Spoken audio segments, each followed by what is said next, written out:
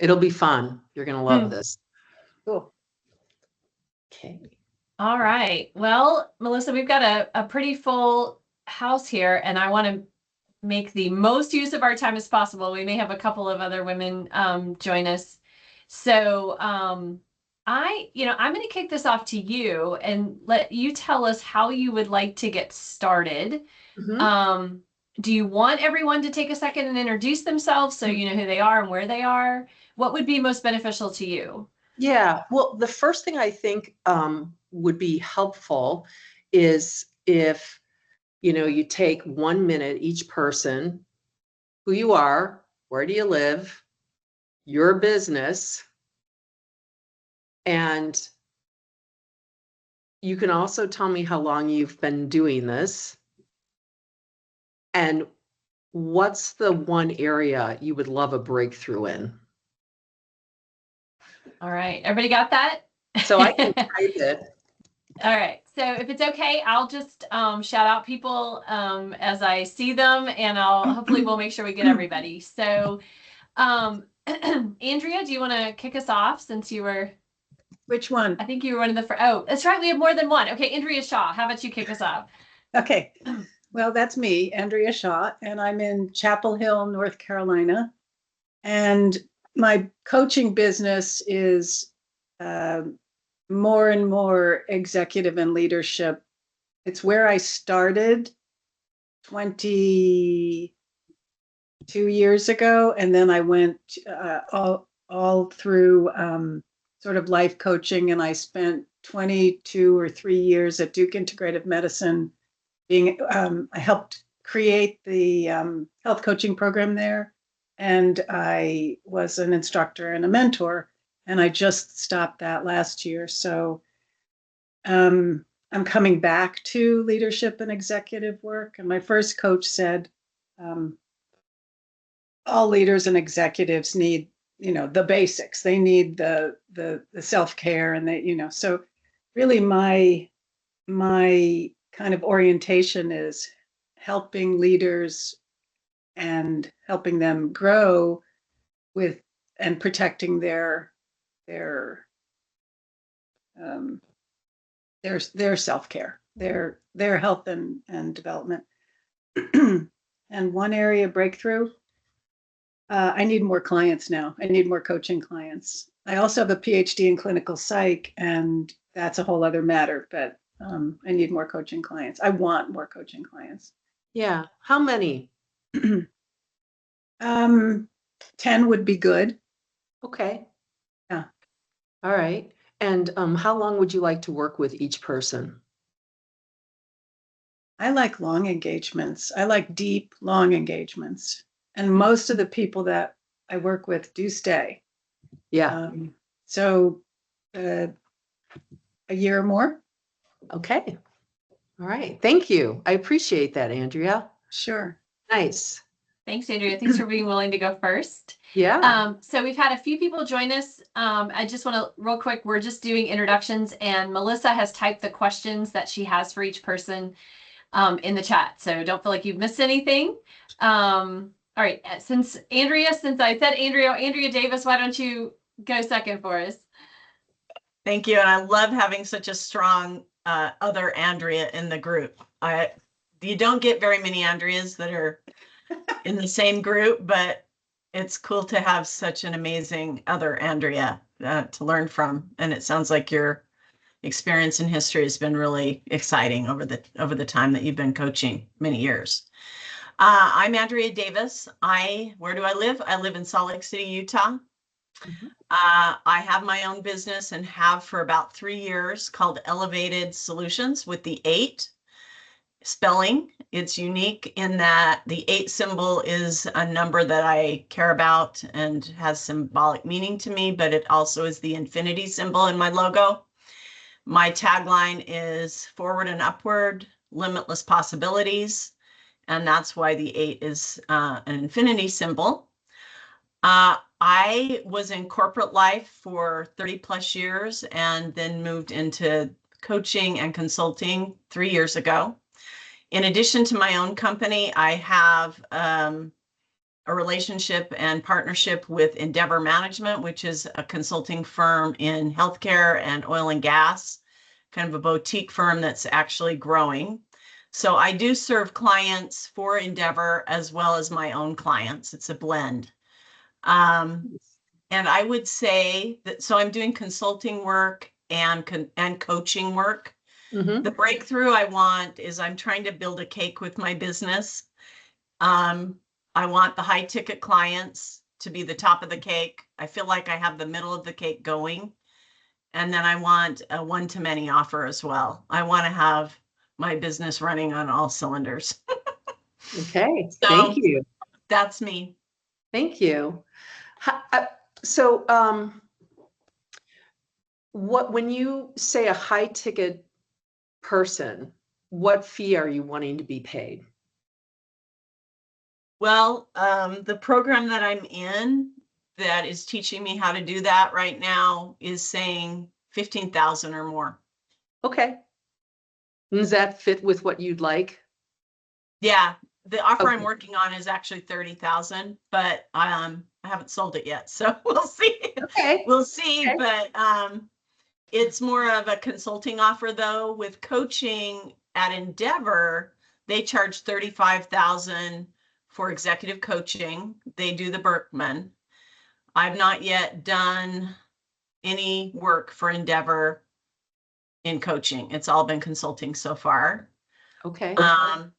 And I'm hoping to help them have a richer, better, more growing offer Yeah. in the coaching space as well. And there's some potential for that, actually. Okay. Thank you. Thanks. Thank you. I went over a minute. I'm sorry. No, you're fine, because and that's because Melissa's already coaching, right? Yeah, there you go. So, So here's what I'm thinking, Lydia, just so we Yeah. can get like right into it. sure. How about we have 3 more people tell us Right. what is their breakthrough, and then everybody else can put it in the chat box. Absolutely. Sound good? Anybody just dying to come on and talk to Melissa, you can come off mute and say hello, raise your hand. Diane, go ahead. Everybody else, put stuff in the chat. Let me get off mute first. Alicia, you'll be after Diane, okay? We've got Hi, Diane. I'm glad to follow. Hi, I'm so glad you're here. Thank you. I wanted to follow Andrea just because she and I overlap a little bit in some of our areas. However, I'm in Dallas. I just started coaching, and so I really haven't been doing it for really more than probably 8 months. And my breakthrough is really about having the courage to start reaching out to potential clients or people who might have pathways to clients. I'm just very timid when it comes to doing that. Yeah. Diane, thank you for your honesty on that. I was incredibly timid to do that. And there's times too where I can notice some intimidation stories start up. And I know the way is into it. So thank you. Really appreciate that. And I appreciate. would I wrote love- "ouch" next to something in your book because it was spot on. I was feeling. yeah. And Diane, if you can stay on video, I would love that, because then Me too. we can all stay connected and see each other. And I would also encourage anybody else who's not on video, come on. We'd love to be with you and see you. So Absolutely. yeah, Thank thank you. you. That's great. How about one more person for a breakthrough? Yeah, Angela, hi. Hi, I was just typing in the chat. So I'm in northern New Jersey outside of New York City. Okay. After 16 years of doing executive coaching for finance firms and pharma firms, I went out on my own, still doing some subcontracting. I get billed out at roughly 30 to 40,000 for an annual contract. I know I can do top of the house. I've been working to refine my avatar, my ideal client, and the best way to surmise that person are people who color outside the lines. And they really are empowered by bucking whatever the trend is in their industry. So I would like to deepen my relationships with several corporate clients and build a revenue stream with them. My model involves one-on-one coaching, some app work, as well as some boot camps and some offsites. So I can offer and piecemeal to get to the 35. I just haven't actualized it beyond 1 or 2 clients.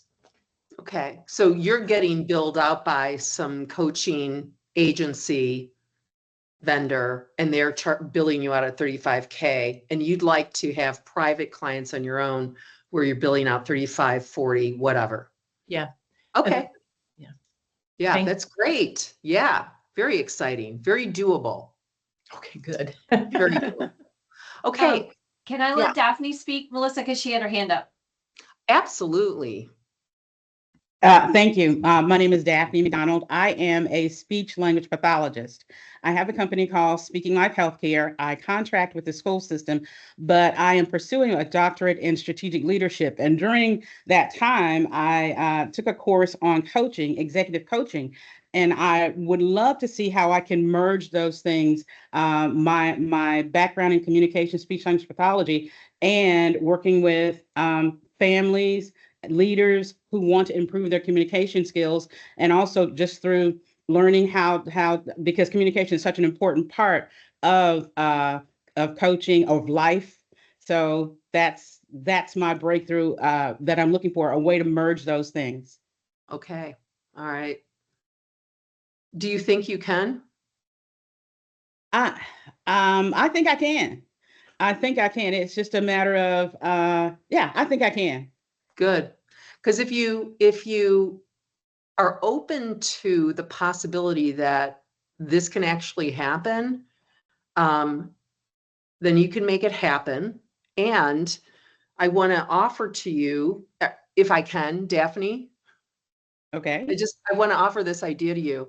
You have so much expertise that you want to know that your speech pathology, all of your work, all of your personal experience is what you bring to leadership coaching. And so it's a lot of coaches who get started. They're like, oh, I've only worked for 2 years or 3 years or whatever. But and I was one of these folks, totally dismissing all of the work that led up to that. And you bring that to the coaching. I had a past client who was into teaching, helping with executive function, helping with a variety of things. And she now is a really exceptional coach. She's in California and she brings all of that. It informs who she is as a coach. Thank So you. Absolutely. Absolutely. Thank you. Nice. Nice. Okay.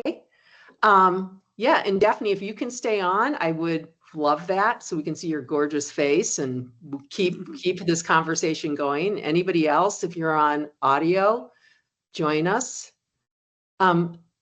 Anything, Lydia? Hey, Melissa, I'm just speaking to everyone. Oh, yeah. I'm Denutra, and I know you're asking for us to be on camera. I am literally multitasking so that you will know I have a head full of rollers and the blow dryer.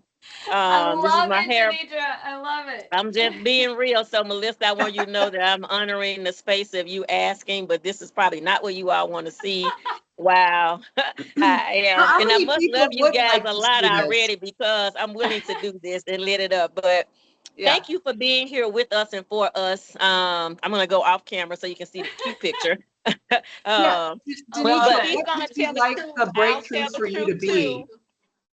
Deidre, did you hear? Melissa had a question for you. Yeah. What is What would what's the you like? question? Yeah. What would you like the breakthrough for yourself to be? Absolutely. That's where I want to go. So for me, I am in the health and healing space where I am really working with helping people to really transform their health, heal their bodies by providing knowledge. My company is called Nutritional Knowledge, and we spell it KNEW, Nutritional Knowledge, because we believe if you knew better, would you, could you, should you do better? And so we really are that bridge over knowledge. I think some of my struggles lie with I am happy to help anyone. I want to see it become mainstream where I maybe can break into like doing some group coaching, perhaps coaching. And, I've been to churches, people tell me, no, churches aren't going to pay. They are already on information overload. You'll just be one more thing that they don't do, like the preacher, right? So that part makes me nervous, but just really wanting to help people. I just launched a show, and my show is Nutritional Knit. It's a YouTube show. And the idea, again, is to reach people where they are in their whole family, because once I work with you, it literally transforms the whole family. I've yet to figure out, of course, how to monetize that in a way that it is consistent. So I've thought about like a Mary Kay party where, I can get girlfriends together and you invite somebody and I'll be the person who come. I do cooking classes. I don't know what the breakthrough is going to be. My motto is, if I see something, I say something. If you invite me, I'm coming to talk, because I'm that passionate. I've lost loved ones literally to the things that I am teaching. And so my goal is to reverse these things so that people can know that you can live a quality life. And so my overall answer, Melissa, is I don't know what the breakthrough is going to be, but I'm here for it. I can teach. So my tagline is advocator, coach, and educator. So when I learned about being a coach, they was like, when you're a coach, you don't teach. I was like, okay, well, I'm going to be an educator and a coach, and then I'm going to always be advocating. So at some point, I'll be known as the ACE, if you will. I'm your ACE, advocator, coach, Yeah. educator. So Denitra, what if your breakthrough was you would find one client who would pay you? Yes, I'll take it. Well, I have some paying clients. Okay. I do have some paying clients, but I need a lot of paying clients. Okay. So this is going to be fun because I'm going to speak to that. So thank you. I love it. Thank you. Yeah, appreciate it. So Lydia, can I just start? Okay, great. Let's go for it. Good. So first of all, I want to just say thank you for having me. Lydia, thanks for inviting me to come. This is fun for me to do. It matters to me that people who are solopreneurs actually can make a profit so their business can continue. And what I discovered was that for most of us, we really don't understand. I'll speak for myself. I really didn't understand that I was running a business. So when I first started, I got on the personal development path probably 30 years ago. And I coached and I got really excited. My life changed. It was really cool. And I had somebody that I did the work with, and we tried to fill groups and we couldn't do it. And then I talked to people about, happiness is a choice. That was what I was into at the time, and all this stuff. And I knew everybody would want it. I mean, in my mind, people would line up and the line would go around the corner and I'd get so many referrals and I'd just be overloaded with people wanting, to work together, have their life be different. And there were crickets, nothing. And this went on. And it went on and it went on until finally, after 14 years, and I'm doing different things in between. I'm helping my husband start a business. I'm doing substitute teaching. I worked at Starbucks for medical insurance because my husband's an entrepreneur. I struggled with trying to get paid. And I thought it was going to be easy. I mean, I just couldn't believe this. So finally, after 14 years, I asked for help. And that was a big thing. I didn't want to ask for help. I didn't want to go to somebody and, get coached, or how come this thing wasn't working. I really wanted my friend, Karen, and me to figure this thing out, but we weren't doing it.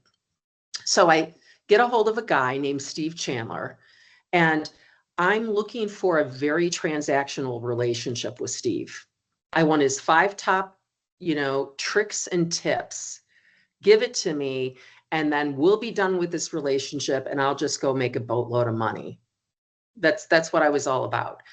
Well, this guy starts talking about service. Now, I didn't grow up with service. I didn't know what service meant. So he finally says to me, Melissa, help somebody first before they pay you. And I heard that and I thought, what a bad business idea.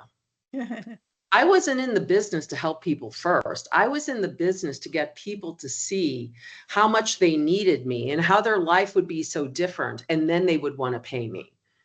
And I discovered through lots of mistakes that didn't work, period. So here I had hired this guy for 10 sessions, and then I eked out those sessions over 18 months. If you've read my book, you can see what had happened there, and nothing really changed. I had some interesting conversations with him, but nothing shifted. So as I was thinking about speaking to you, I wanted to share kind of like the first breakthrough that I had, and that will lead us more into Q&A, maybe doing some what I call game film coaching. If you have an example of a recent situation where you might have reached out to somebody about coaching, if you're not a coach, this applies to you as well, because all of us are in the relationship business. We're all offering a service, and it's relational. So unlike me showing up to my coach at the time and wanting it to be transactional, yeah, it wasn't. So what ends up happening is it wasn't transactional. And I worked with this man for 15 years. He was my coach. And I was solely focused on what does service mean in the context of a business? How can I get better as a coach? Because that's what my deliverable is. It's this product called coaching. And if I get better at it, then what happens is renewals and referrals. That's what happens. It's not simply because I ask for a referral. It's I get so darn good that that person, like you, Charlandra, did I get that right? Charlandra, like I coach you, and life is so different. You're going to be talking to your friend Diane. You're going to say, listen, you gotta talk to Melissa, because things are very different. So I started realizing, working with Steve, his name is Steve Chandler. I started realizing it wasn't transactional, it was relational. I started seeing what service meant in the context of a business. And today, I can create clients. I'm not attracting them. I'm not convincing them. I'm not reeling them in. They get created. I have a business. I work full-time as a coach, and I work with leaders. They are leaders inside organizations, whether they're for-profit or nonprofit, as well as leaders, which are individuals who have their own businesses, being solopreneurs. And I work with them primarily, those business folks, on client creation through service. So what does that even mean? Like I said in the beginning, I didn't know what it meant. So here I am, I'm coaching with Steve, frustrated, really wishing I hadn't signed up with this guy for these sessions, because it's not computing for me.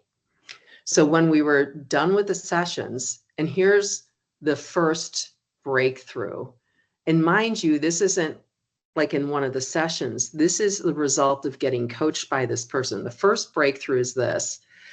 He says to me, we finished with these 10 sessions that I've eked out over 18 months and gotten nowhere. He says to me, listen, you should really come to my coaching school. Like, coaching schools don't teach about business building, but my business coaching school does, and you should come to that. And he says to me, this is what it looks like. We're going to meet 3 times over 9 months. You have to fly to these locations. They're live meetings. And then we'll do some coaching. You'll be part of a cohort. And I think at the time it was $9,000. And I thought, this guy is nuts. Mm-hmm. And also being very skeptical and cynical, I used to practice law. I'm thinking to myself, wow, what an upsell, right? So what I do is I say to him, which I'm sure you've heard some version of this, whether you're a coach or you're, somebody who does branding or somebody who does event planning, I'll think about it. Yeah. Yeah. I said, you know what? Let me think about it. He said, yeah, you do that. You think about it. And I got off that call and I thought, yeah, I'll think about it. This is the thing that I absolutely won't do. Like, this is crazy. If I haven't made any progress in 10 sessions, what? I'm going to like get upsold and I'm going to go to this thing. Then I get an email from him, I don't know, 3 weeks later. And it just simply says, when are you going to stop living like you're never going to die? That's all it said, That's it. Steve. That's it. And I read that and I was 49. I looked at that and I went, oh my gosh. That's how I've been living. And it wasn't, and you have to know, Steve, this wasn't some sort of manipulative email. Like, if I say this really profound thing, she'll change her mind. He just really said to me what was true. You're living like you're never going to die. And I had been, when I had been trying to get that business together with that friend, in some way, she was kind of like an emotional crutch. The real reality, if you cut underneath it, I was really afraid. I was afraid I couldn't do it. Daphne, I couldn't do it. I was afraid that I would, be so exposed and embarrassed. I had a poor relationship with learning. I had this crazy idea that I should know everything by now. And now I've got to publicly fail / learn. What? No. Okay. I said yes. I figured it out. I said yes. And later when I said to him, what was the deal? Like, why did we have to fly to these places and do these things? He said, because I wanted you to show up really wanting it. And his thing was like, if you just walk down your hallway in a robe and some slippers, and multitasking, you wouldn't be in. And he was absolutely right. So I go to this event. There's about 50 of us. There's, at the time, a lot of people who are younger than me, coaches, who seem to be killing the game. And I'm over here, I'm like, what? What's going on? He does this really cool exercise, and you can do it too. So if you have a piece of paper in front of you, I want you to draw like a silo, a column. And in it, I want you to write what your service is: coaching, consulting, branding, career coaching. I want you to write that in there. You mean draw a line down the middle of the page or something? Yeah, just like a silo. So, just 2 lines, and in the middle, you're going to write what your service is. Okay? And then here's what he had us do. He said, what I want you to do is I want you to rank yourself 0 to 10. 0 is you have no skill. And 10 is you're masterful at what you do. And then he says, I want you to write 1 sentence explaining, why you rated yourself that. Okay? So go ahead and do that. Rate yourself, rank yourself, 0, no skills, 10, masterful. And 1 sentence, why you're giving yourself that score. Okay? So I have to tell you, I gave myself a 12. And I'm not somebody who, I'm the woman who thinks I can't make this thing happen. I gave myself a 12. And I'm like, yeah, 14 years of a personal development path, the whole thing. So I'm feeling really good about myself. And then he says, draw another silo. And I'm like, okay. And he keeps his back to us and he's on this whiteboard and he's filling in this silo. And he turns around and he says, now on this silo, sales, I want you to rank yourself. 0, you have no skill. 10, you're masterful. And then he said, and because you know me, this is sales through service. This isn't convincing. This isn't marketing. This isn't promoting. This isn't, let me tell you about my latest blah, blah, blah. This is sales through service, helping somebody first, okay? So go ahead and rank yourself, and then one sentence why you gave yourself that score. Ay, ay, Who said aye, aye, aye? That's great. Thanks for playing with me, everybody. ay. Yeah. Yeah. Okay. This was my moment of truth. I gave myself a 2. And that was being generous.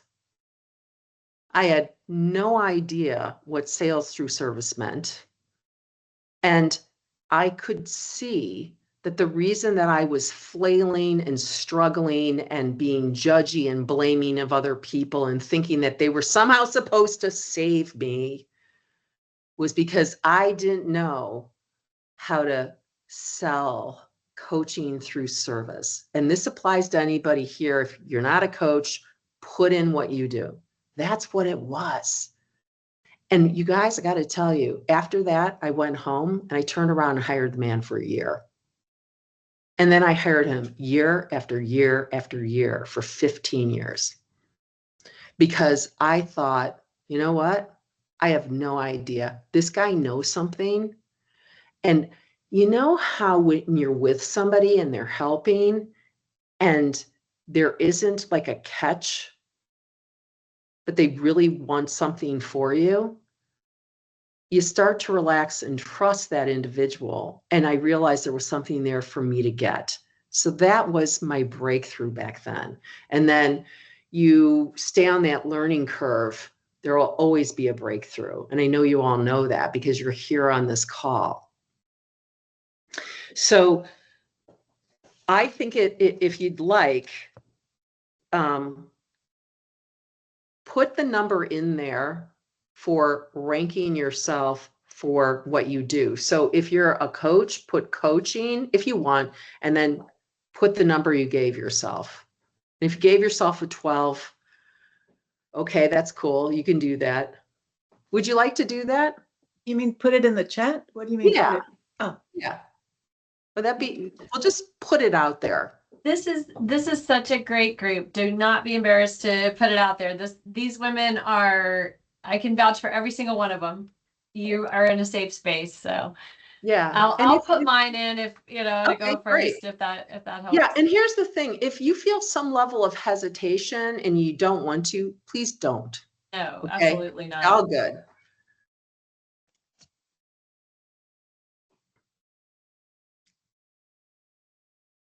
And even put in there why you rated yourself. Like give us the one sentence.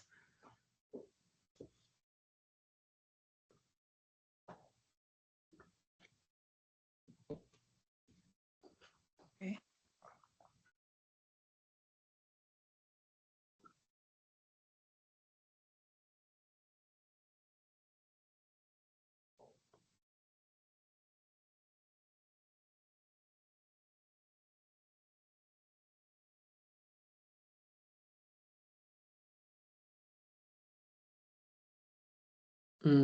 These are great, you guys. Thank you for your honesty. I'm just looking at this. Yeah. I love that, Angela.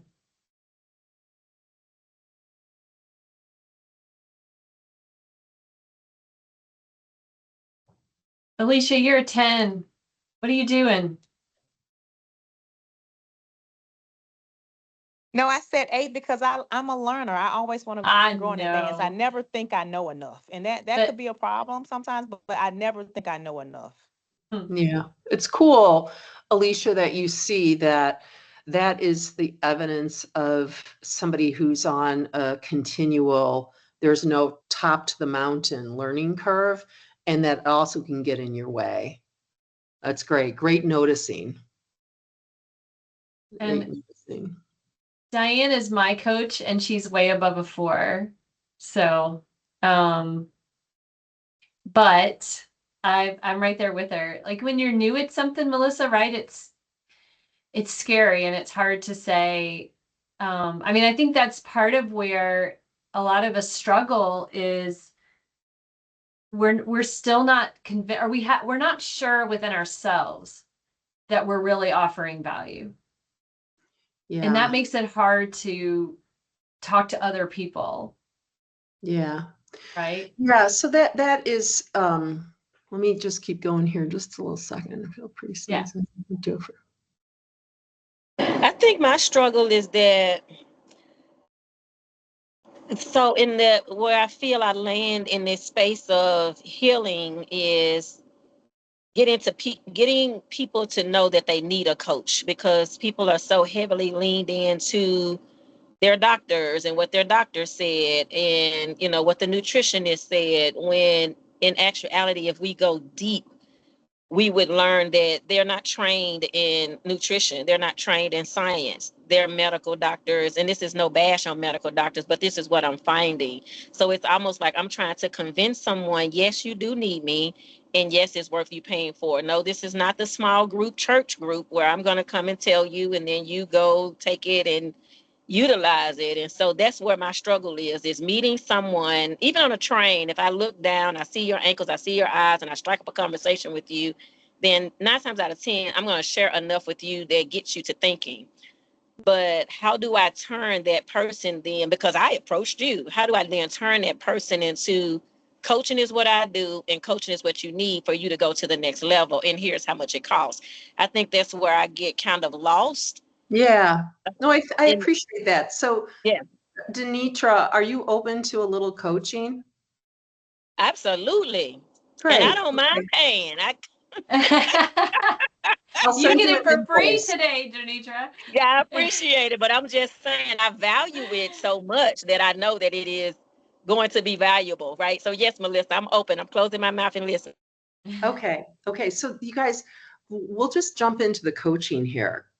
How does that sound? And since I said to Denitra, I'll send you an invoice. And I was joking, but I could also send her an invoice. And so what I want to say is I'm going to ask you, everybody here, if you want low flame coaching, medium flame, or high flame. Okay. And the coaching also could look like, well, Melissa's not asking any valuable questions. She's saying things. In my coaching, sometimes I'll share something that I know that's worked for me, and then I'll ask the person, what are they seeing? So it's gonna have a different look to it than maybe how you coach or how certain coaching schools or certifications require, but that's part of the lovely dance we get to play. We get to bring all of it in. So Denitra, would you like low, medium, or high? Hi. I figured you're underneath that hair dryer. Yes, So I'm already hot and ready. So let's go. let's go. Okay. So I want to say to you, people do not need coaching. Nobody needs it at all. Okay. Nobody needs coaching. And think about it. If somebody comes to you and tells you you need something, what typically is your first reaction? I'll say mine. Don't tell me what I need. That's good. That's good. Don't Melissa. tell me what I need, because now the minute somebody tells me what I need to do, I'll talk about my husband. Here's what you need to do. You'll be guaranteed I'm half listening. And the thought is, don't tell me what I need to do. And I never asked you what I needed. Now, if you think about it, nobody needs it. Would it That be was useful? good. Would it be useful? Maybe. Does it really help me to know what a coach does and what their packages are before I've even had an experience of them? No, because Right. I'm in this place, I've got my heels dug in potentially. And they're trying to tell me what I need, and this is what it costs, and this is what we're going to do, I'm out. I'm out. Okay. So service, the idea of service, there's this framework called connect, invite, and in the world of coaching, it's coach, and then it's propose. So that's the framework that service is infused into. So I meet you on a plane, a train, somewhere, and you start talking about how, you've got this relationship with your adult daughter and you wish it were better. And, it saddens you that it's gotten to a place where you've got this rupture in your relationship. And then I say, you know what? You need coaching. You need me. And you need to Oh, fix wow. your relationship before it gets even worse and infects your relationship with your granddaughter and everybody. And the person's just going to tune it out, or they're going to feel probably pretty bad. Now, again, I'm not saying you're doing this, but I'm trying to paint a distinction.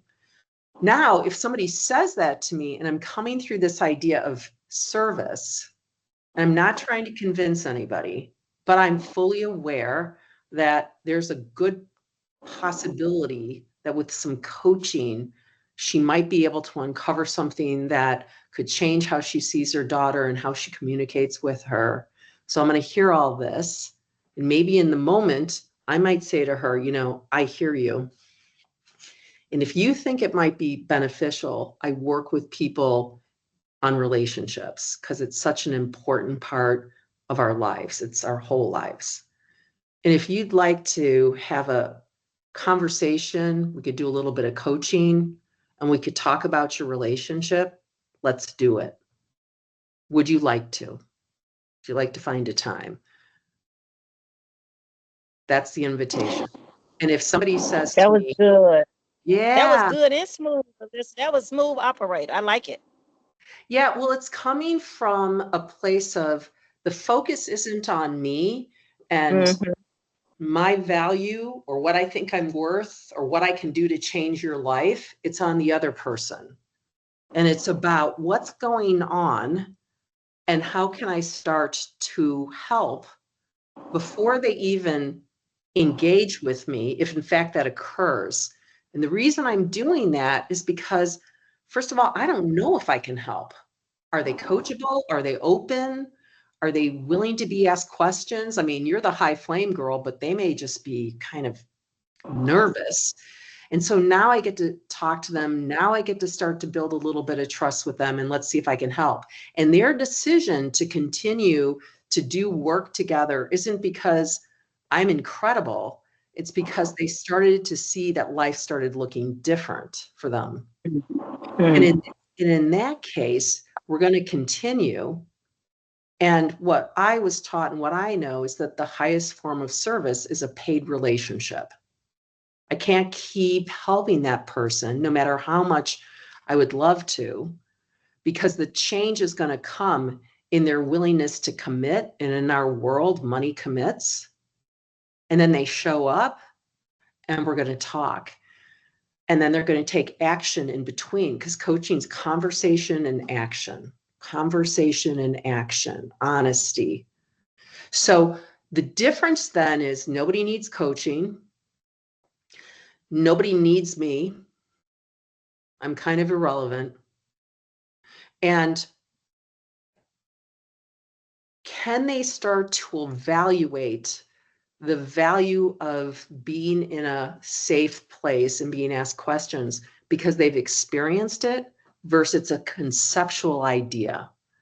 I'm not interested in selling concepts. Nobody buys coaching through a concept, especially in a relationship like that. If somebody's coming in, it's like, I'm estranged from my daughter. So I'm going to stop right there. And I want to ask you, Denitra, in like a couple of sentences, what are two or three takeaways for you in what you heard? Absolutely. And thank you for that, because of my passion, I do have a tendency to dive right in. Even if I'm not trying to be charged, I kind of dive in. So I love the way, my takeaway, I love the way you kind of just set a tone to say, oh, wow, this is something I do. I work with relationships. Just identifying that, not I'm an expert or I have, this training and this credential, but just I work with people on relationships. But I think the part that I really liked the most was the invitation, the giving the choice over to them to say, because it gives them an opportunity to identify their need, right? With this invitation to say, possibly this could help in the situation. So I think the invitation part was really powerful. The question that I have for you is, and you don't have to answer it immediately, but what my thoughts became, because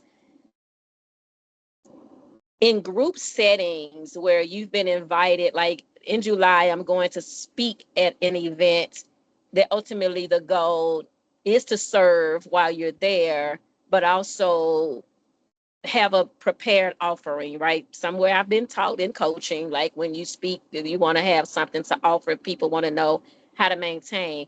So I would be interested to hear how you set that up in a speaking kind of engagement event where it's still this soft invitation, but it lands on basically book a call, right? Like, what does that look like?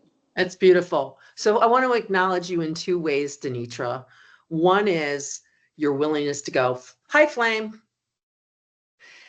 The second thing is what you saw and how soft your voice became when you said the invitation, because you're one big invitation. You are. And when you start to see that, then giving somebody the opportunity to say yes or no to this amazing conversation with you, you invite them and they have a choice. You're going to get so many people saying yes to you instead of, yeah, no.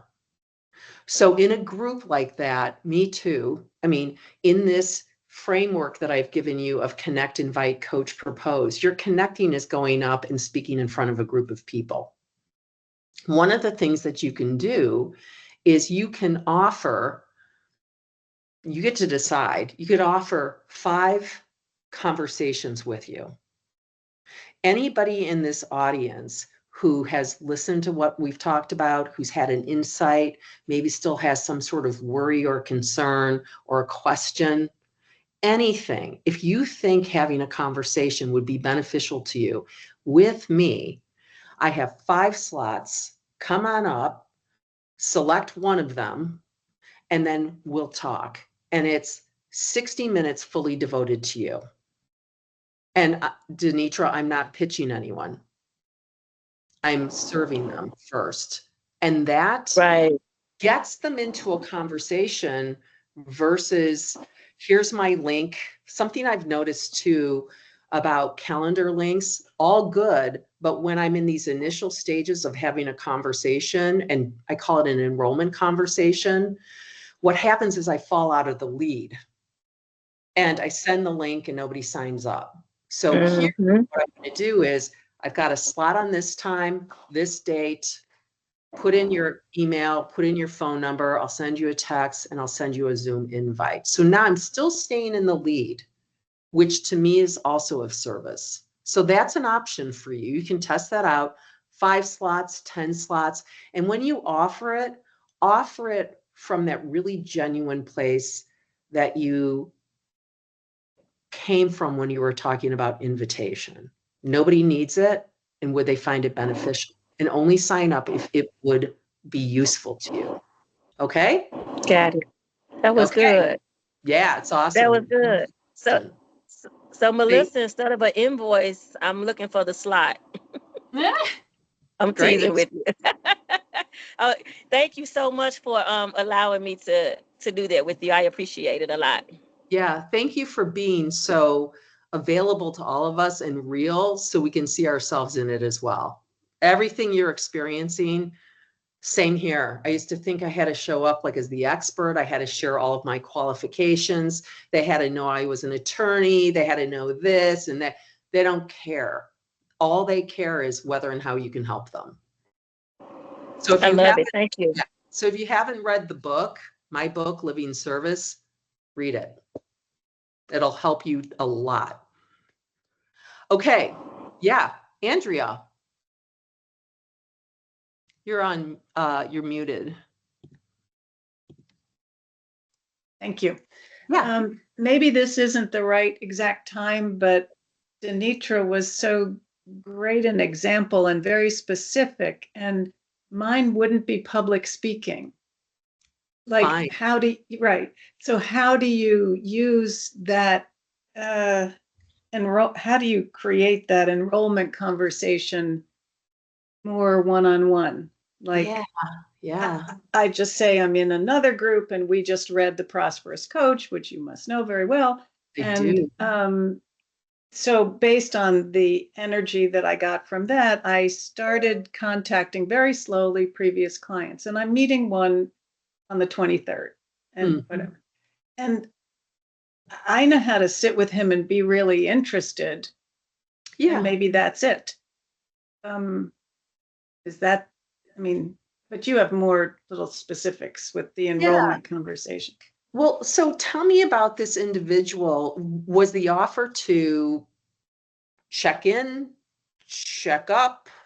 Like what's the point of the conversation? He's a physician researcher at Duke. Uh-huh. And Duke is, I have 3 clients who are professors, 2 are professors and 1 this physician. He's an ex-client, and everybody's research funding is gone away. So I wrote him and I said, it's been a while. I really would love to know. And he knows that I want to keep up. And it's been like 2 years or 3 years. And plus, I know you've probably been hit hard by the research changes in research funding. And he wrote me the next day and said, I'd love to get together and tell you what's going on and learn about you. And now we're meeting. Yeah, that's good. When you worked with him before, what did you work with him on? Very boundaries, time management, organization, whether to stay at Duke proper or to go over to the VA system, you know. Yeah. And some things with his kids and his wife. Yeah. Was it a 6 month or a year? How long did you work with him? A couple of years. Beautiful. I love that. Okay. So you have a relationship with him. You have a history with him. And you get to set the context for the conversation. So you'd like to hear what's new with him. And then he says, yeah, I'll fill you in and I'd like to hear about you. So one of the things that I really pay attention to, if I've got somebody who's going to come in that I used to coach and they want to hear a little bit about me, I'm going to be brief because I don't want to turn it into a social conversation. It doesn't serve him, and it's really not going to serve me to get social with someone. And that doesn't mean that I'm closed off, shut down, cold. It just simply means, where's my focus of attention going to go? So you can, how much time did you set aside? Well, we're going to meet for coffee at 9 a.m. and I don't have a limit. I don't know what his is. Yeah. So one of the things you can do, you're going to meet for coffee and you can say, hey, this is great. We're getting together. Do you have 45 minutes? Do you have some time so we can really slow down and catch up? Oh yeah, I've got 45 minutes. I like to know up front what I've got, simply because Has anybody else experienced this where you think that you've got a long period of time and somebody goes like, I gotta go get the kids at soccer. You're like, what? Like, I'm thinking we're gonna have a 60-minute call. And so just you can set that up and then you can say to him, fill me in, tell me what's going on. I care much about that. I can tell you a little bit about what's happening with me, but share with me what's been happening. I And like you what listen. you did right there. I can tell you a little bit about me, poo almost, Yeah. Yeah, but like right now, my funding's not being cut. Let's talk. Like, tell me what's going on. And you love them and you listen to them and you hear what's going on and you will hear possible areas that you might be able to assist. And you'll listen to them. And then he might say, oh my gosh, I've taken up so much time. I've been blathering on. Tell me all about you. Say, well, I'm doing great. And I'm doing great. I'm so glad we had this chance to catch up. And then depending upon how you feel about it there, you could say to him, would you like to talk again? Heard some things going on. Would you like to have a coaching session? And together we can kind of dig into this because I'm hearing the level of pressure you're under. And then you're quiet and see what he says. And he might say, wow, I can't tell you how perfect this timing is. Yeah. And then you say, you can schedule it. You can say, I'm going to send you 2 dates and times. You can do whatever you want to do. So that's it. And then you coach them. And then you might offer them another session. So the thing that I like to do, this framework, because some people are kind of like, what is going on with Melissa? Like, why am I getting these free sessions? I don't call them free. I drop that F word from my vocabulary. And what I'll just say is we're gonna start to see where I can help you with this pressure you're experiencing with this defunding of research. Do you want to do that? Yeah. Okay. Here's the thing. I might offer you a second conversation depending upon what we've got here. But right now, let's focus on this and let's get you a little bit of relief around that. And so I set it up so people understand the way in which I work, as we're going to talk and we might talk again. And if it makes sense, we can talk about what continuing looks like. I love that. Continuing looks like, not let's see if you want to start with me. Let's see what continuing looks like. Hey, Melissa, can I ask that kind of relates to the situation that I was talking to you about yesterday or Monday. Thank you. You're And welcome. I don't want to take away, I mean, I hope this still sort of relates to Andrea, but I want to ask about, like, okay, so when I started my business, which wasn't very long ago, almost every business starting guru out there or whatever is like, you find your avatar, you make sure your website and your LinkedIn are all geared towards that avatar. You set up your Calendly and you make it really easy for them to get into a discovery call. You do your, people come to you, they sign up for a discovery call. You have that, and then you sign a coaching agreement, right? Well, I figured out really quickly that didn't work. And so at the same time, I was, Lydia, yeah. Why do you think it did not work? For me, it was people weren't, well, I think it's a couple of things. One is people were just sitting around waiting for me to start a coaching business and they're like, oh my gosh, Lydia's coaching. Finally, I'm gonna, yay, I've been waiting for this. Now I can sign up with her. Woohoo. That was number one. And number two was, I think most people don't really know, like what you said earlier, they don't need coaching, right? And so they don't necessarily, even in my LinkedIn posts or whatever it is, they don't see she's talking to me, right? Like it's not personal enough to say, oh my gosh, this is exactly what I, need to do. Because we talk, I mean, all the businessy stuff talks about driving customers to your website or driving customers to your landing page or whatever it is, right?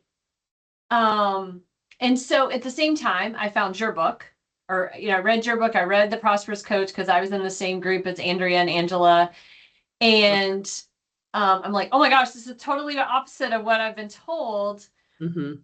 So, but I'm floundering, I feel like I'm floundering around like a 1-year-old trying to stand up and walk, and I'm falling in a lot. In that, I was like, okay, so I had this person who did reach out to me, signed up for a discovery call, and I just launched straight into coaching. I didn't start talking about rates or hours or anything. I was just like, I'm going to show her what coaching looks like. We finished, and I was like, do you want to sign up for another time? And she did, and we coached for another hour. But whatever that phrase was that you just used with Andrea, and I apologize, like what does moving forward look like, or whatever? That's where I was never sure when to start talking about how this looked going forward, if that makes sense. Yeah. And so I want to point out here, you went for it, which is great. I did. I experimented, definitely. It's so good. And that's really the first bit. You're gonna feel like you're, trying to walk, and what does this look like? And then there's just like, oh my gosh, I'm gonna have to look like I don't know what I'm doing. And oh, this is really awkward, and all this stuff going on. And that's what you have to do. You have to have a willingness to learn. There's this guy's name is Tom Chi, and he says, knowing is the enemy of learning. Mm. You can't know. You just got to go test stuff out. Yeah. So it's great what you did.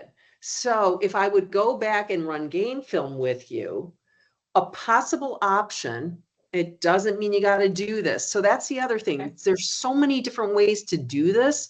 So what I'd be offering are options. My coach used to say that to me, and I used to think, oh, that's a convenient way to say, listen, I've got the truth, Melissa, wink, wink, but it's just an option.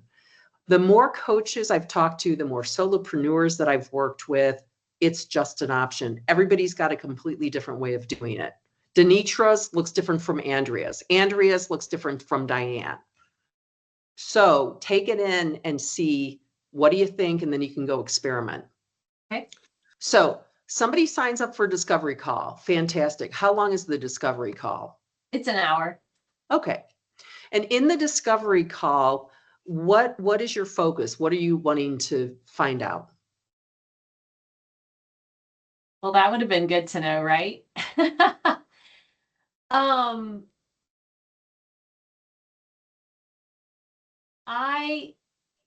My focus is on the client. Like, my focus is on this amazing person has taken the time to come to me because they have a need that's not being met. They have a problem that they need help with. I want to know what it is that they are struggling with.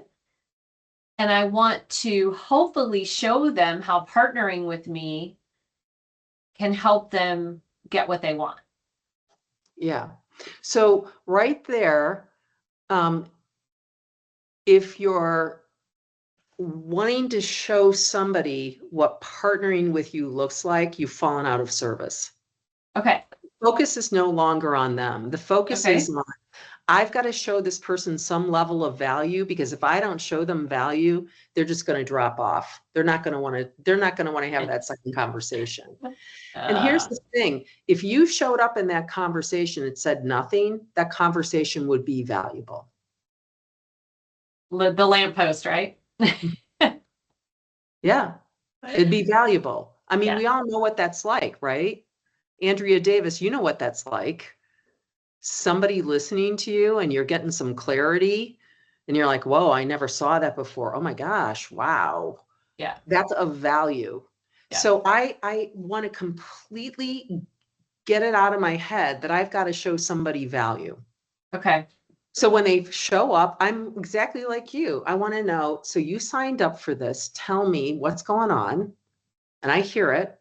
And then I might want to find out, so tell me, what have you done to try to alleviate this problem? Hmm. What have you already done? And what do you think actually is getting in the way of what you say you want? Okay. Right? And then you can say, I'd like to offer you a second conversation. This is a possibility. I'd like to offer you a second conversation. The way in which I work is I have these initial discovery calls. And then if I start to get the feel, and you do too, that there's been some level of clarity or assistance and you're feeling a little bit better, I want to offer you a second conversation. Okay. And we're going to talk. And at some point, if it makes sense, we'll talk about continuing in a paid coaching relationship. And by the way, there's no obligation.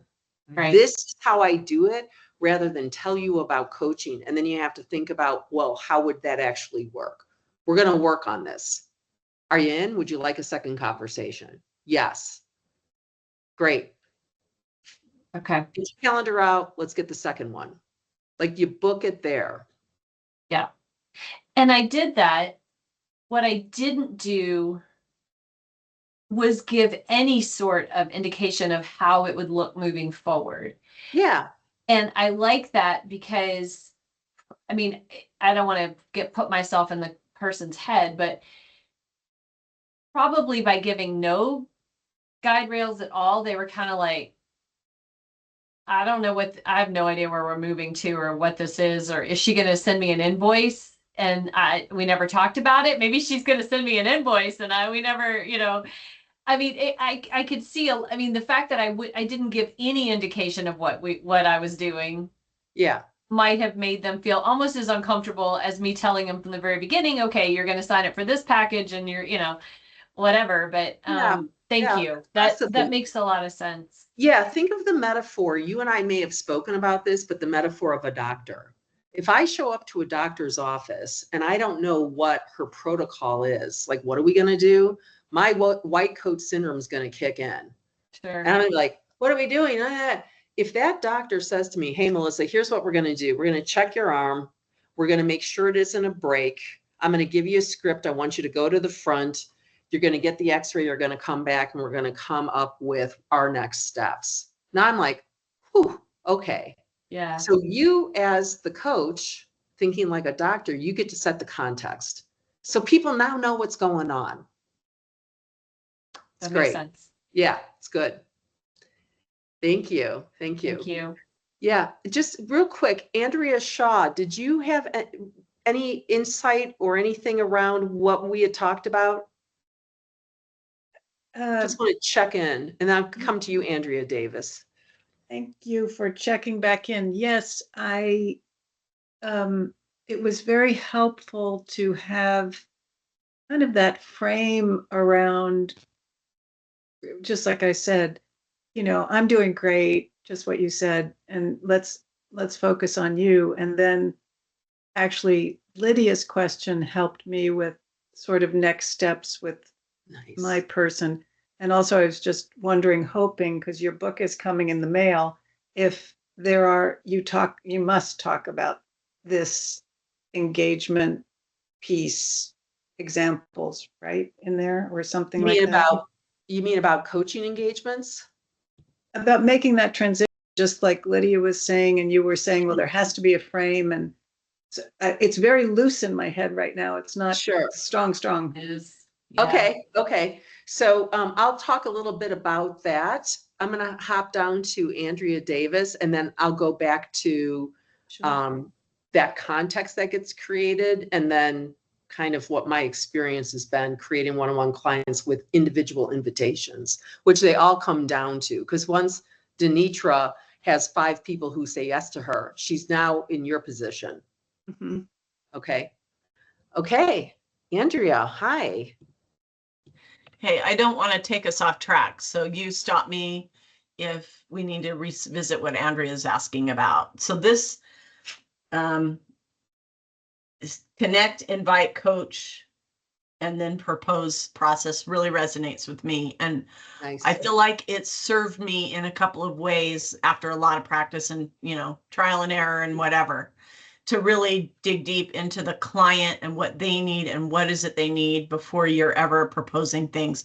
And that's actually more natural for me anyway. It's much more comfortable to approach it from that sort of loving, caring, Nice. trusted lens. Yeah. So I love that. And my question though is, I've won a client that way and they hired me and I've been working with him for a while.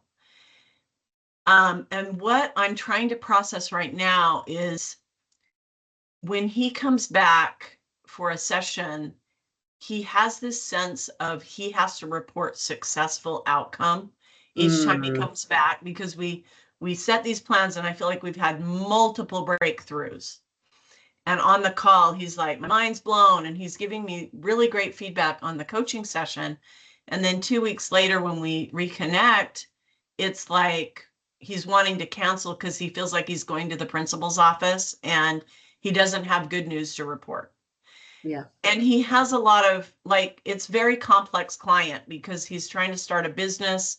So it's sort of hired me for business coaching, but what's getting in the way is a lot of life and family and relationship issues, as well as confidence and all kinds of stuff. But I'm just curious how you would coach me in this.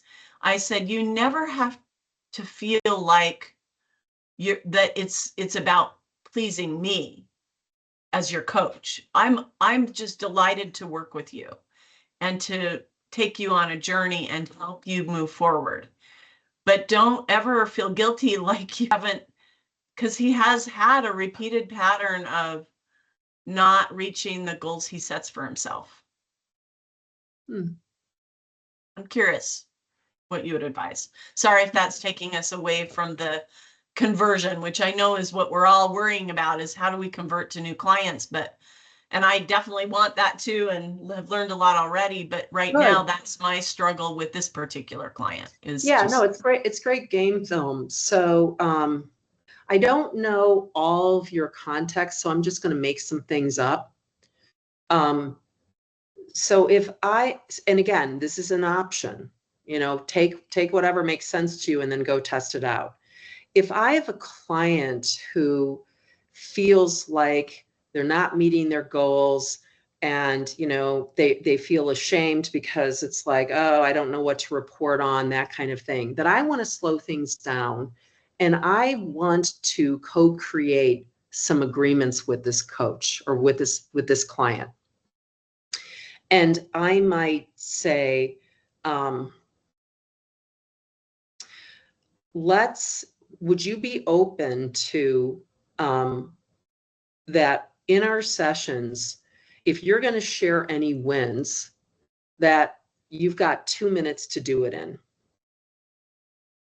So if this person is like sharing lots and lots of wins, you've got 2 minutes to do it in.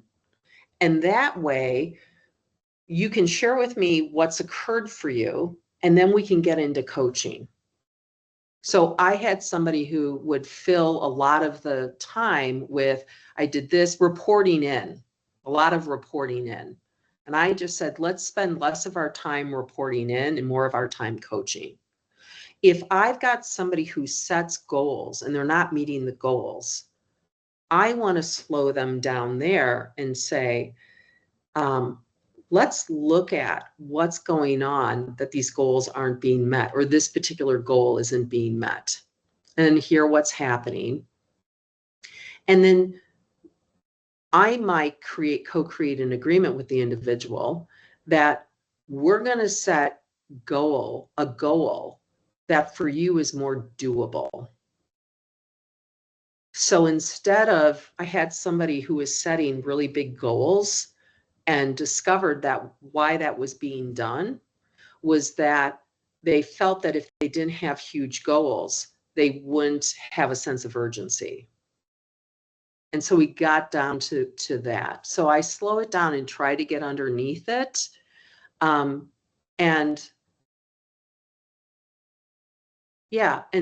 really just find out what is behind their discomfort with not meeting their goal.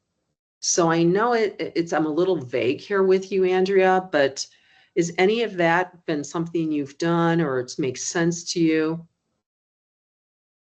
Yes, he doesn't believe in himself. That's foundational. Oh, that's awesome.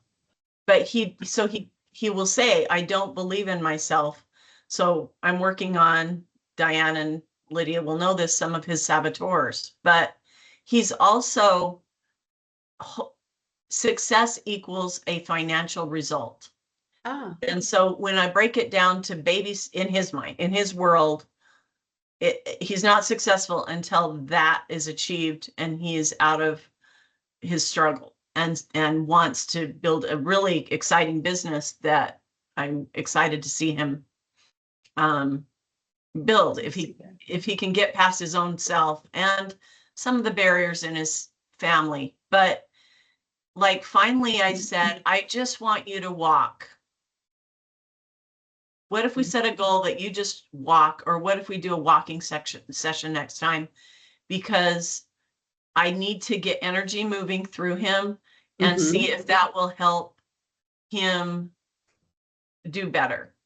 Because he needs the physical support as well. And Denitra will, will come in full throttle on that one. But anyway, yeah, we have done that. It's just part of it. And this is a question for all of y'all getting into coaching, is there's misunderstanding on what coaching is. I find, at least I found that, and especially because I do consulting and coaching, it's like people come in, and I think in this case, the client thought that if he hired me, somehow his business would be successful.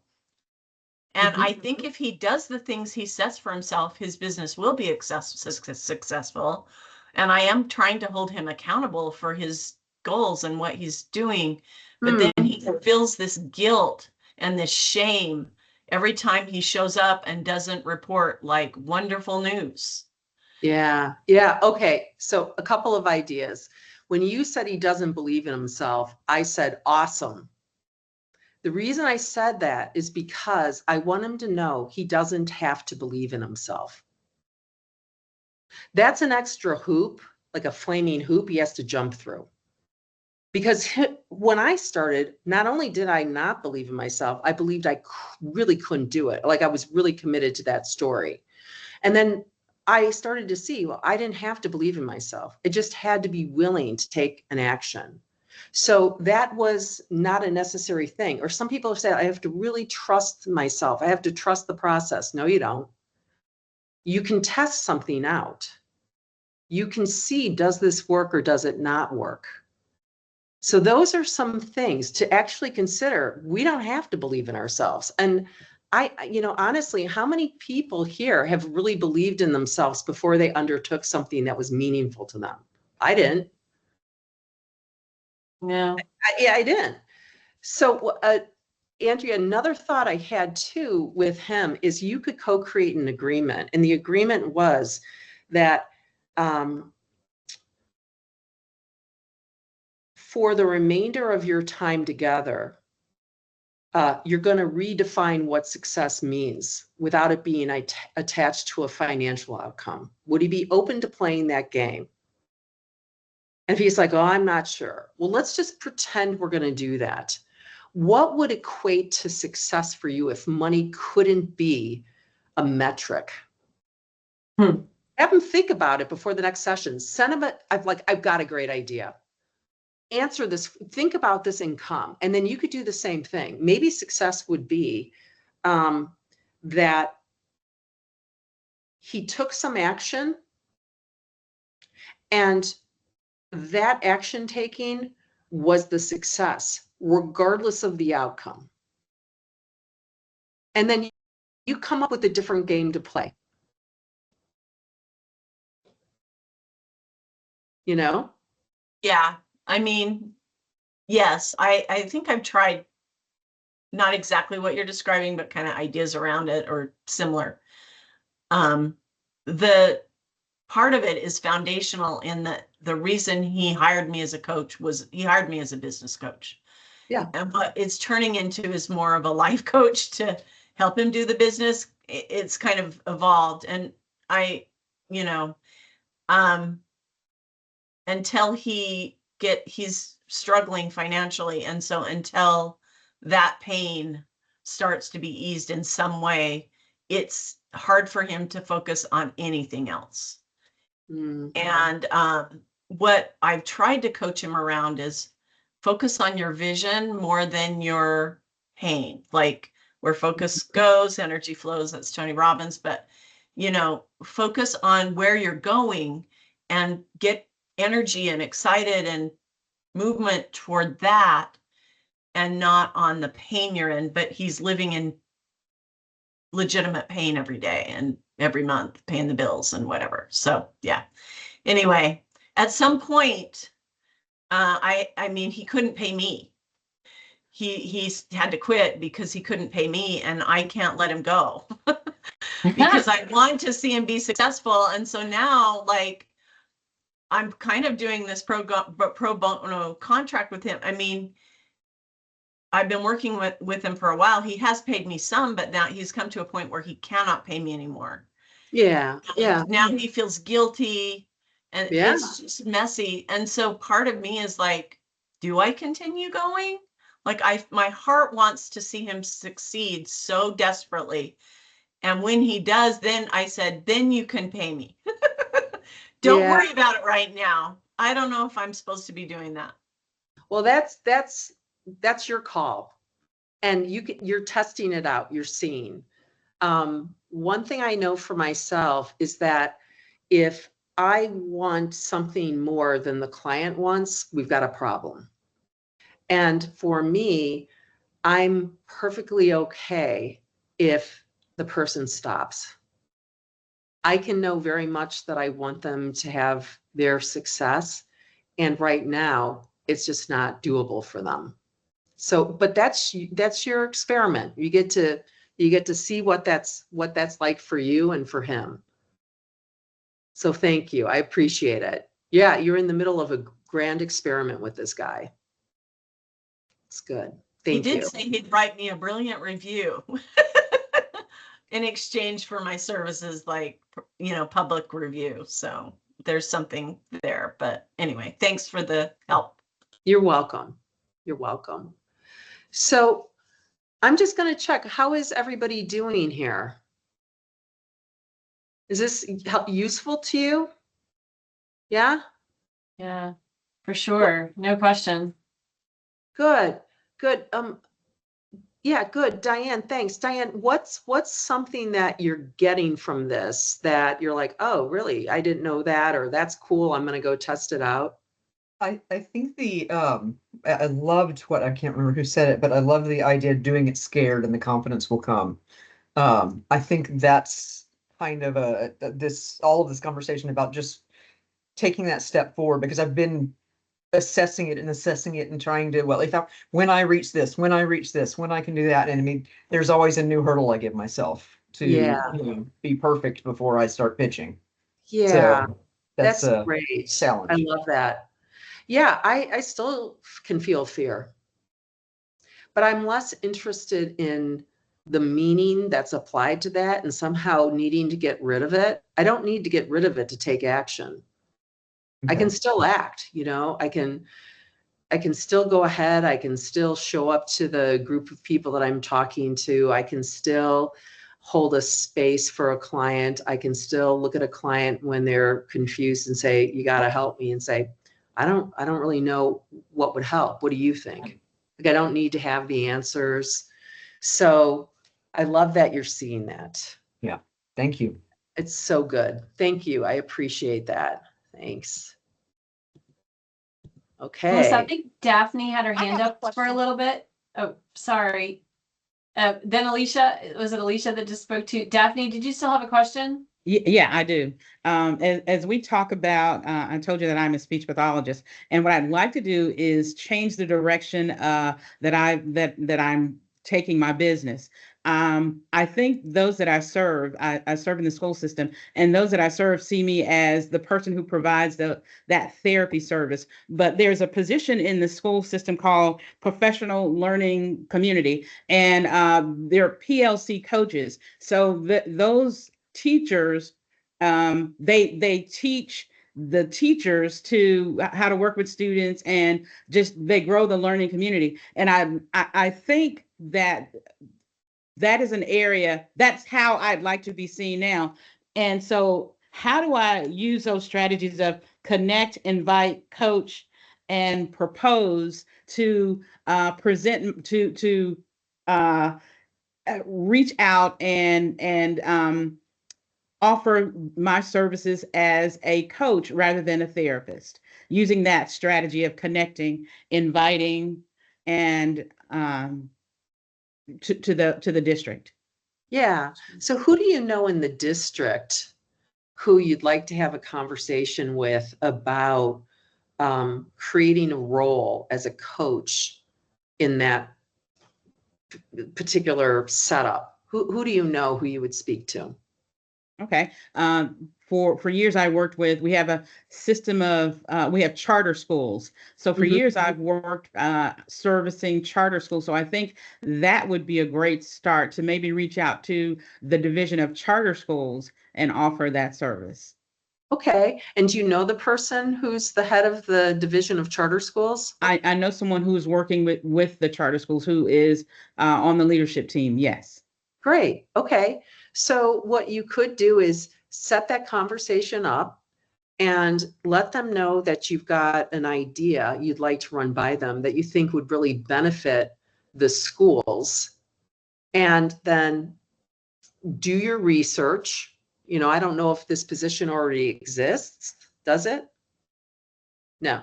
Okay. And get clear about what you, Daphne, see would be useful to one charter school if there was somebody filling a coaching position where they would work with teachers on how to be more effective with kids, and would be a coaching program. Now, if this is something that you want to do one-on-one, great. If you want to create a program, great.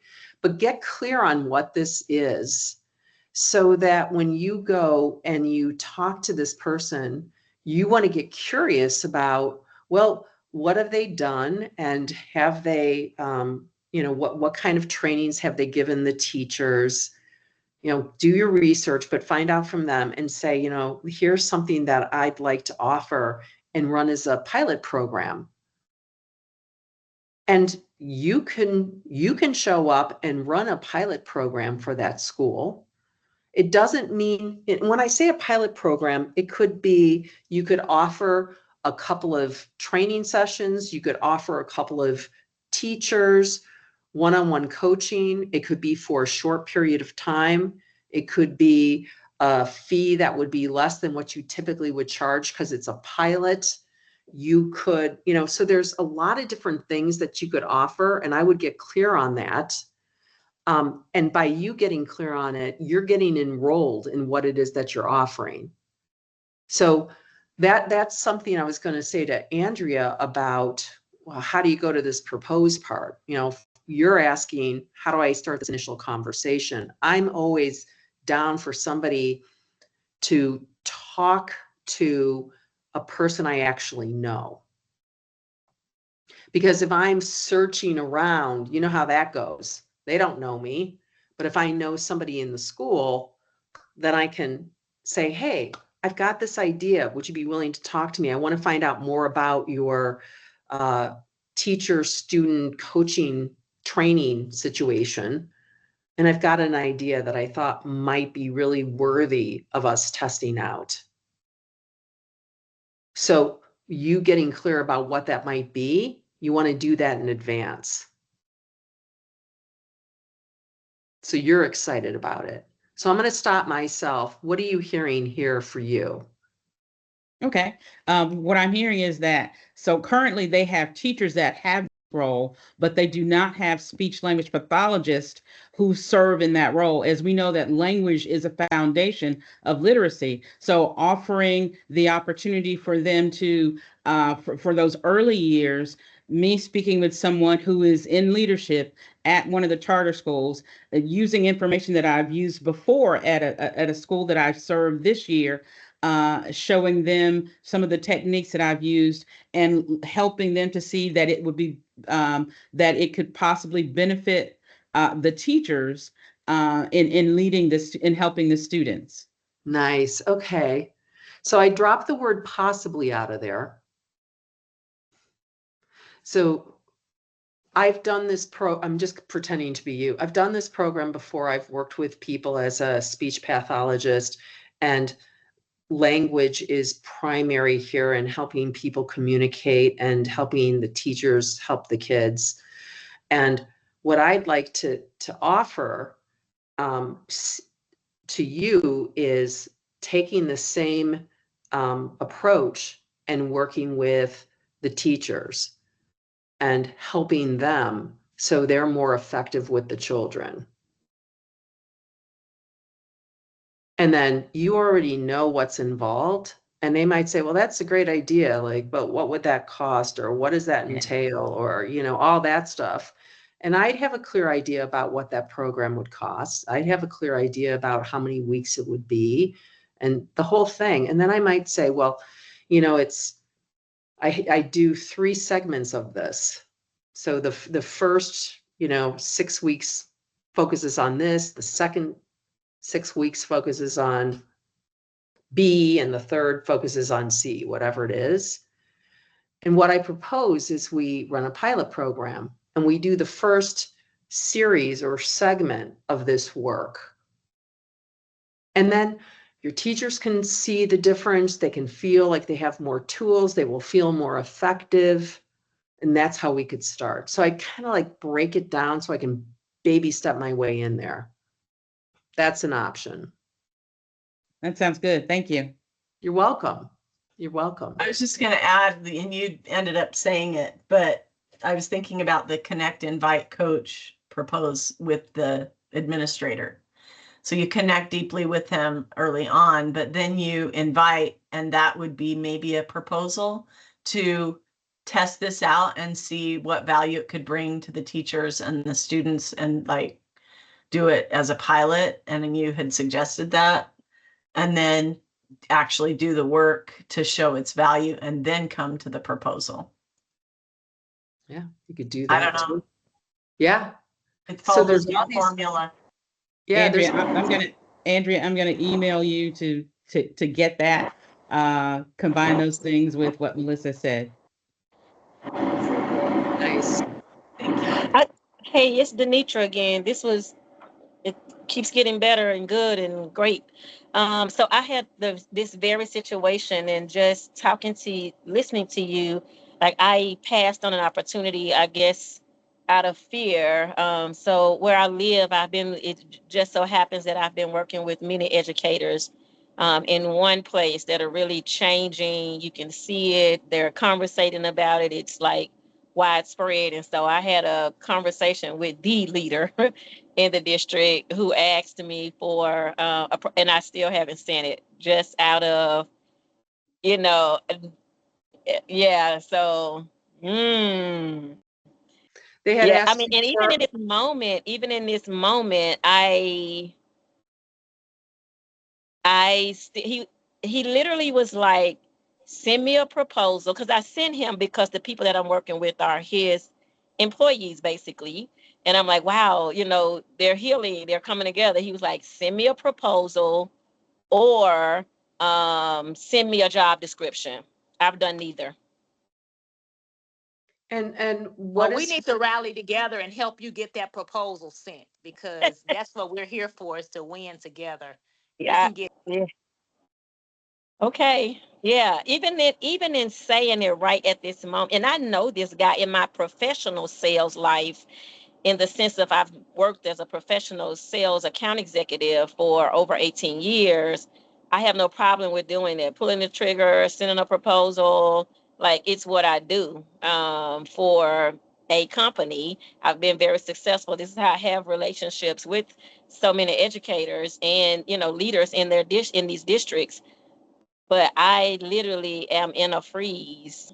And one of the people that I've helped, she's like, "Did you get it to him?" I was like, "Yeah, I'm still working on it. I haven't yet. I'm waiting on this testimony so I can add that." Like, I've had everything to say, and the guy knows me and knows me very well, and probably would like super create something, like you said, maybe a palette or something. But I'm saying to Can I y'all, ask train. you a question?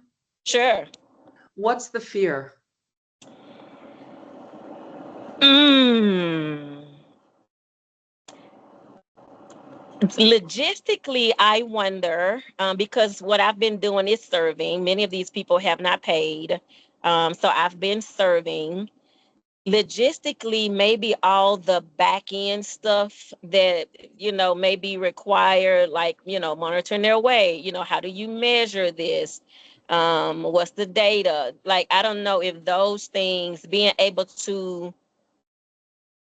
also be able to bring that. What I do well is talking to people and teaching them.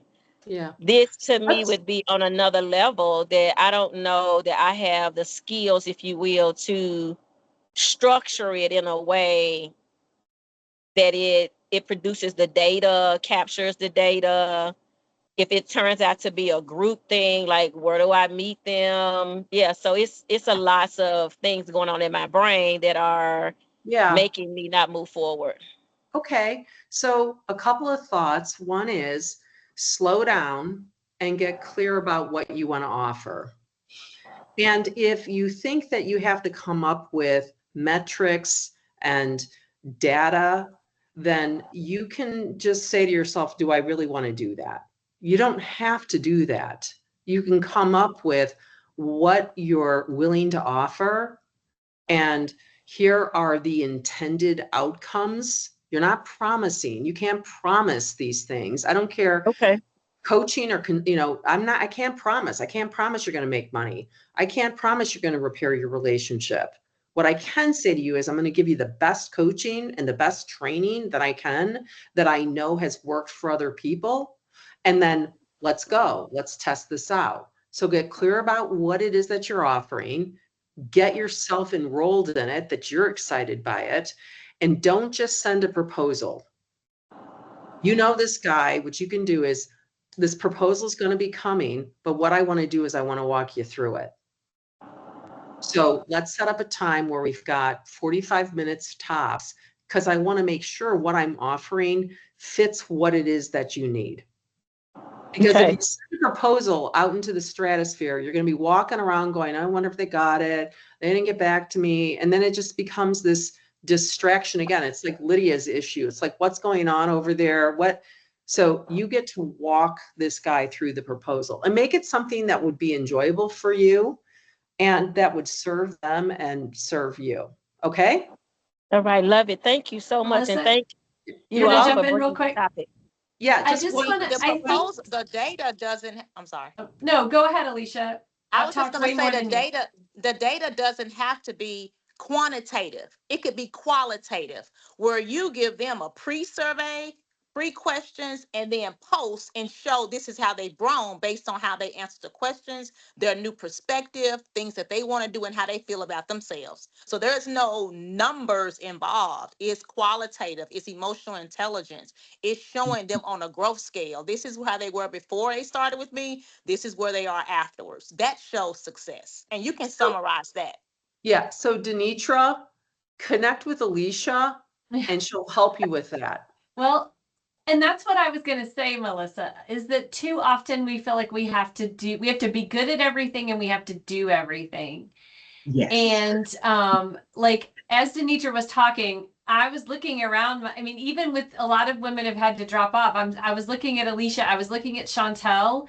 Denitra, and if you want to do something, and Daphne, both of you in the school system, I need to connect you with Chantel for sure.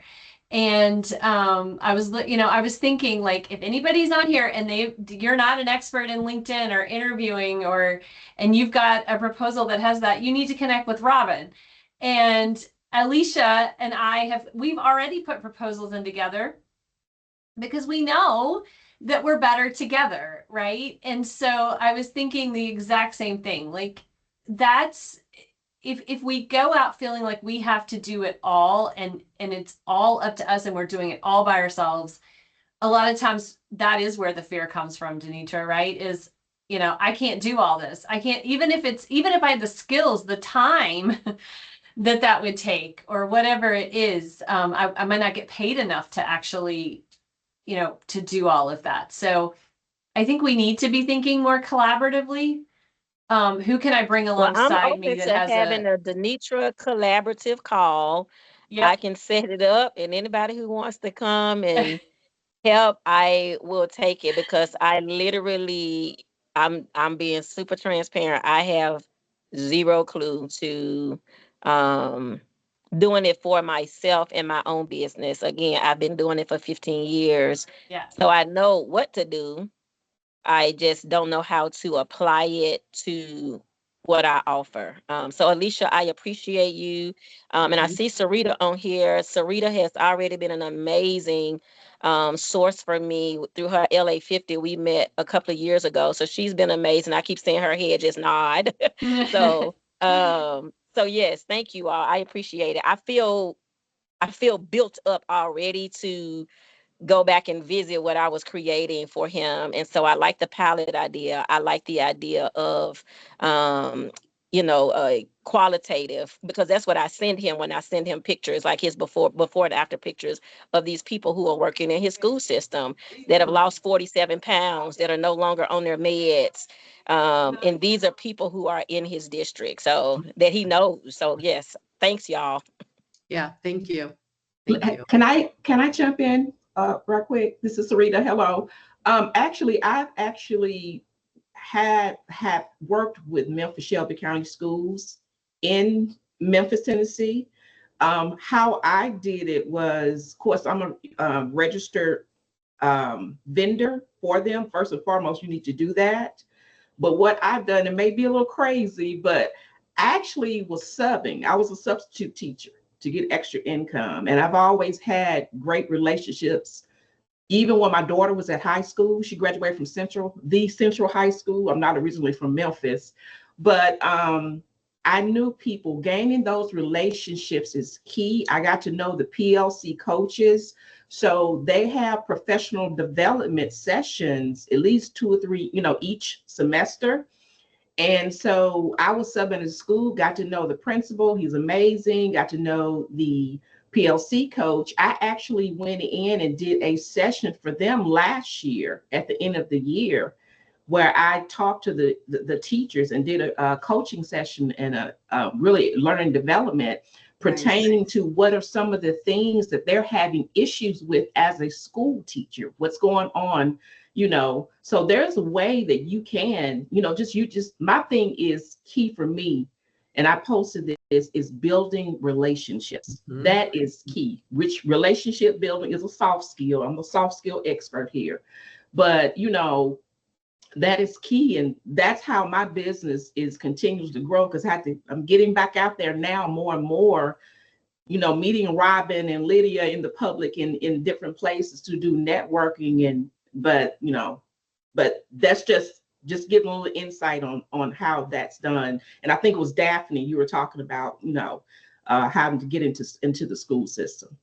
That's great. Thank you, Sarita. And I started off saying it's relationship business. And you're going to find the people that are in your inner circles, the people that, your friends, your family, the people that you've met through your kids' schools, your community, all of it. And this community, which is fabulous. And so you got a lot of people you can draw from who can help you. Absolutely. Thank you. Okay. All right. Angela, how are you doing? I'm doing great. I have so loved all of I call them mini case studies, because you're just giving me so many examples that we've been sharing, and bringing it back to the relationship level and the words. The words matter. And it reminds me of my early days being in this business about being curious and really being other focused. And sometimes when we have metrics, whether they're dollars or number of calls or number of clients, that kind of gets in the way. And so for myself, I'm going to be very careful about resetting before each of my connects, so that I really am present for what I'm seeing, hearing, and sensing about other people. Yeah, that's Thank you. fantastic.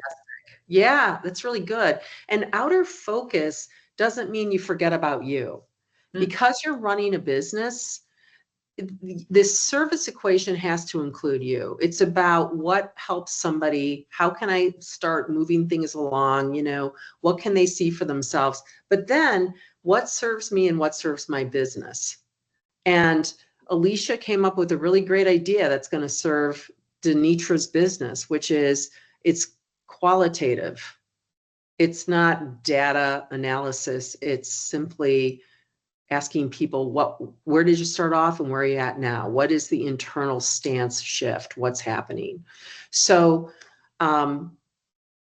resetting before calls, it's great. It's just getting your head straight.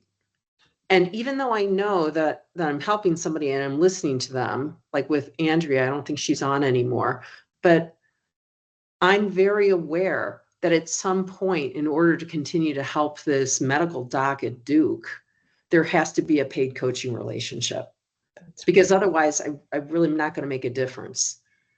Yeah, they're going to be challenged because they don't have some level of skin in the game.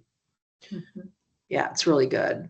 So we've got 10 minutes left here. Would it be useful to talk about another insight that you might be having and an action step to take? Would you like to do that, Lydia? What do you think is a great way to wrap it up? You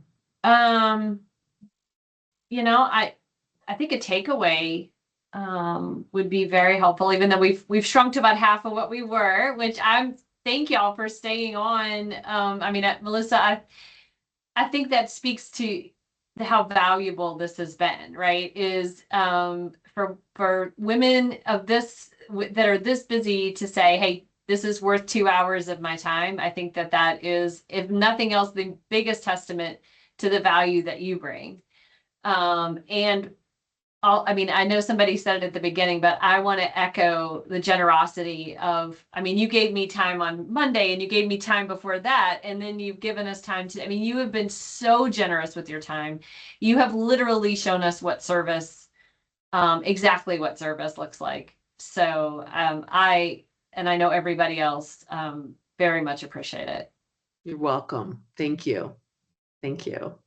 But I would love to hear a takeaway from everybody, you know, just kind of, and that might help me think about what do I want to think about moving on. So anybody who wants to share, or if anybody has a last minute question or anything.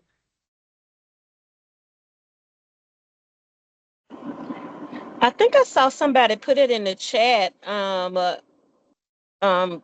So pricing, how do you evolve to pricing would be one question that I have. And then secondly, for me, one of the corners I'm trying to turn is how do I create something that is of value related to a group, like doing this as a group. Like I've been thinking about, do I let people bring their own cohort of people? Do I start a cohort and, you know, fill spots for a certain amount of time and then run that group through? I primarily, what's really beneficial for me is working in a 90-day, I call it a 90-day metabolic makeover, because in 90 days, it's a good opportunity for you to repeat some labs that I review for you. And so taking you through that 90 days is kind of like an extreme makeover, but it's more for your metabolic health. So pricing, how do we evolve to that? And then what may be a good way to introduce and maintain groups of people versus individual? Yeah, so Denitra, I'm just going to quickly talk about pricing and your other question that was really going to require more time than we have. And I know you've got like an amazing group of women here. So my recommendation is utilize them. Okay, so I just want to talk a little bit about pricing. I was asked to participate in a group that was called Worth It. It's a woman that I know. She's a coach, and she was helping people make more money in their businesses. And I said to her, is there any way we can change the name? She goes, no, it's already been branded, it's been marketed. And I said, okay. So when I was one of the persons who came in and talked about it, so she came back to me when that was complete and she said, you want to do a program together? I said, yeah, only if you call it Work It. So here's the thing about fees. We want to disentangle your self-worth from your fee. So you'll hear a lot, well, I want to know my worth. I want to know if I bring value. And here's what it's about. It's not about you and your worth, because one day you'll wake up in the morning and you'll think, I'm incredible. I am so worth this. I'm worth more than what I get paid. It has nothing to do with that. That is a fluctuating internal experience about your worth. So we don't really care about that. You can think you're not worth it and still ask for something if you're really truly enrolled in the program, Daphne. Like, yeah, I know the value of this thing, because the value is about the thing. It's not about me. Now, if that still gets you caught up, then it simply comes down to, if we take the whole personal meaning out of money, what do you want to be paid? What do you want to be paid? And that's your fee. And if people are like, well, you know, I can't ask for that because in my community, that's not what people charge. Well, you could go around and you could ask people what they charge, but it ultimately comes down to, what do you want to be paid? And then you go test it out. It's 3 months, it's X dollars. This is what's included. But more importantly than these logistics is, what are we going to work on together? What would be possible if you continue to do this work? What would be possible for you? How would you feel? What might you be able to create? What breakthroughs could you have? And that's what you're focused on. And then to do that, this is what the fee is. Are you ready to go? So that's what I would say. When you think about fee, just think about, what do you want to be paid? And depersonalize it. What's your thought about that as we come to an end here? All I can say is thank you. That was amazing. Just unpacking it in that way to take the personalization off of it. I like when you talked about the work versus the work. So that was amazing. Got lots to think about. I can't wait to watch this recording when I'm driving. Good. Thanks, Denitra. Thanks for your participation. I appreciate it. Yeah. I'm Alicia, just so happy that I remembered to record it. Oh, yeah. Yeah, that's always the thing, right? So, Alicia, how about a takeaway for you, or a comment about what I just said? Anything? I think my biggest takeaway from the entire time that we've been talking and people have been sharing their experiences is knowing the why and what problem you're solving. I think to me, it sums up everything we're talking about: your confidence, your capabilities, your pricing. What problem are you solving? What is the why? And I think when you can answer those two questions, the value comes out of it. If I'm working with someone that needs a job and the reason why they came to me is because they need a career, then to me, the value out of that I get and what I charge them is based on if I'm able to help them meet their goals. And so sometimes my pricing may go up or down depending on who I'm talking to and what the why and value of it is. And so when I can add value to their life and give them what they need, I automatically get repeat and referrals. Mm-hmm. Nice. Thank you. Thank you. Anyone else? I was just gonna comment on that. you know, I suffer, I think we all do, from a bit of an imposter syndrome, and I'm taking, as I mentioned, this kind of high ticket training right now, to help me frame an offer that's worthy of a high ticket price. And I'm testing that right now. And Nice. what I was advised to do, and I'd like your take on this, Melissa, is to take my pricing. I had pricing on my website for my coaching package. Mhm. And I was advised to take it off because they said that is so low that you're not going to attract a high ticket person with that pricing, because they are willing and able to pay more and expect that the value of it is more, kind of a thing. And it was a mindset thing with high ticket buyers that I can't relate to because I'm not personally a high ticket buyer. But I would love to sell to a high ticket buyer. And some of these corporate coaching packages that others of you on this call have mentioned are high ticket. So I took my pricing off. And so now it's just, you know, let's explore, you know, whether it makes sense to work together, kind of a thing, an exploration call like you've recommended. Is that the wise thing to do at this stage, is just to keep that open? Because for consulting, it's always like based on the proposal that I give. So there's never pricing for that. But for coaching, I had put a package out and decided, so I pulled it. Yeah. So you get to experiment. I can't say if it's wise or it's going to work or what it is, but like stay with it and experiment with it and just start to find out what works and what doesn't. You can tweak it as you go along. Yeah, that one right way. Okay, well, thank you, everybody. Lydia, thank you. You've got an amazing group here. Thanks for you who've hung in there. I appreciate it. I hope it was helpful, and then you can take some of these ideas, test them out, and work with your cohort here. And yeah. Thank good. you, Melissa. You're welcome. You're welcome. All right, everybody. We're good? Have a nice Good. one. Take Bye, care. everybody. Thank you. Bye.